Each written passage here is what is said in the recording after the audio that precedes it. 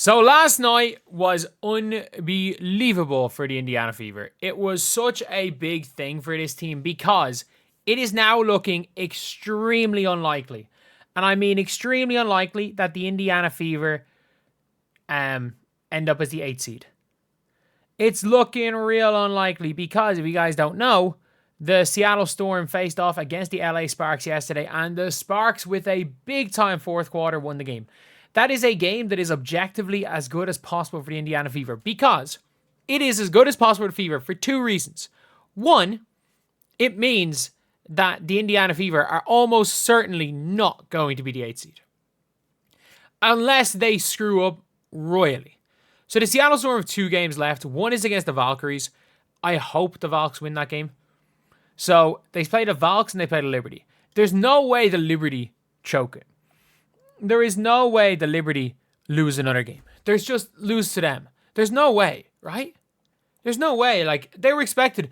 The Liberty are, in fact, sub 500 since they went 9-0 to start the year. They are 15-16. They are 15-16 after a 9-0 start off the back of a championship. There's just no way, right? There's no way. Either way, though, it means that the Seattle Storm are almost certainly going to end up on 23 wins. The Fever just need to beat the Sky and the Mystics. We just need to beat the Sky and the Mystics to get 23 wins.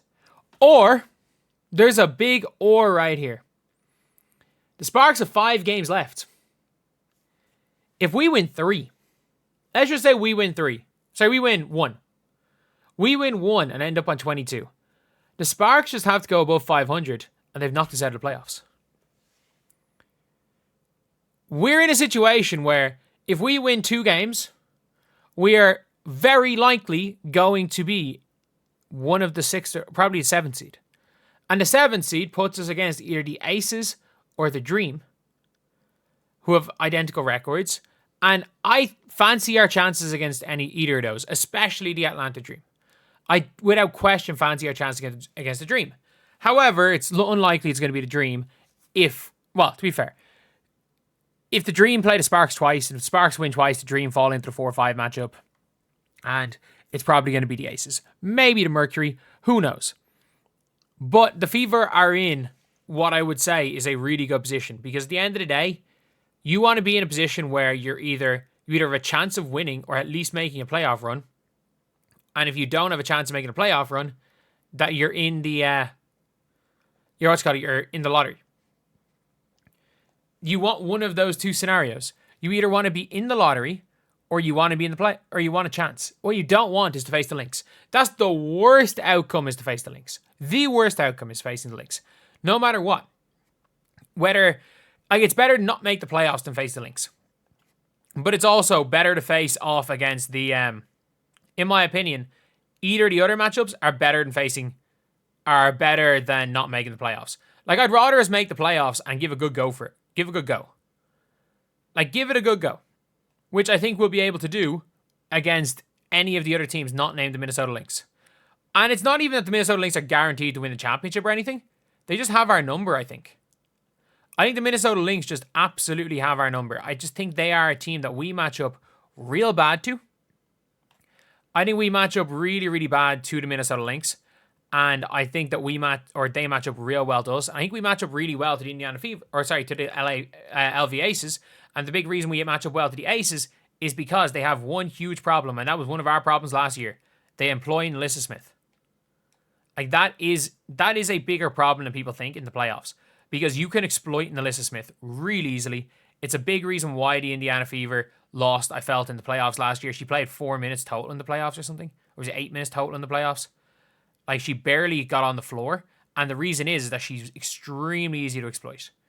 She's up there with the easiest players to exploit in the league just because of her off-ball defense. And she starts and has to play good minutes, otherwise you're playing Kia Stokes. And Kia Stokes can be exploited in the playoffs too, because she cannot play offense. So that's just my opinion of things when it comes to the Indiana Fever, is that I think that they've got a chance to win that matchup. And they're in a situation where it's looking like it's very likely they're not going to be the 8th seed. It's it's very, very unlikely.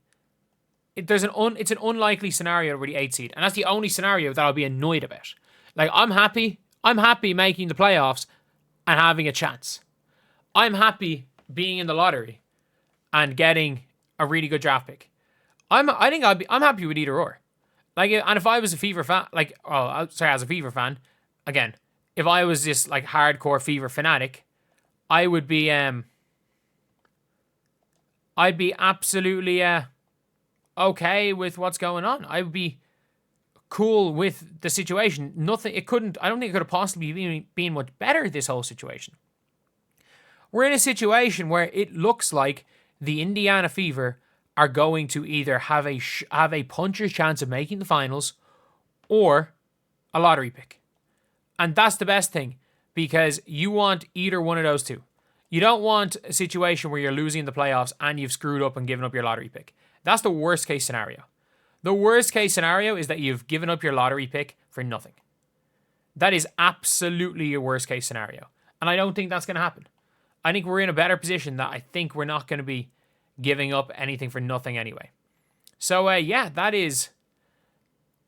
that's just my opinion of it. I know a lot of people are going to be saying, oh, Mick, like, you're kind of gassing it. The Fever can beat the Lynx in a best of three. Man, I don't think the Fever can beat the Lynx in a best of three.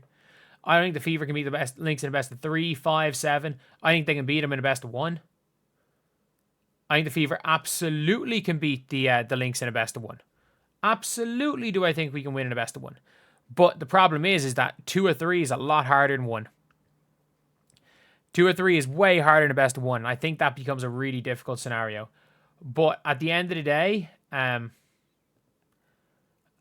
think we're in a good spot. Shout out Kelsey Plum. Shout out De'Arca Hamby. Shout out Rakia effing Jackson. Shout out all of those players, because the Indiana Fever are absolutely in a scenario where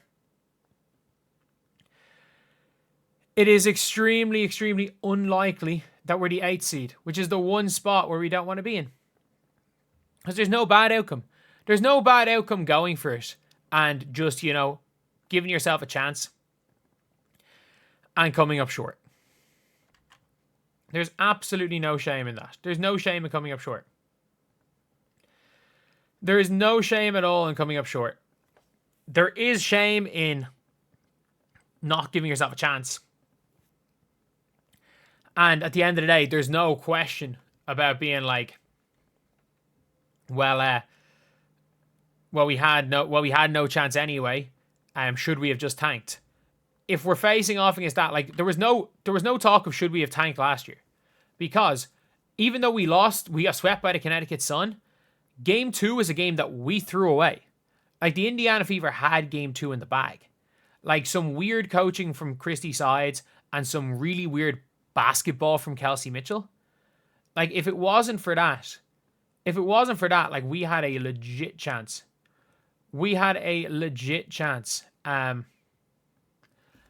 Of winning that game.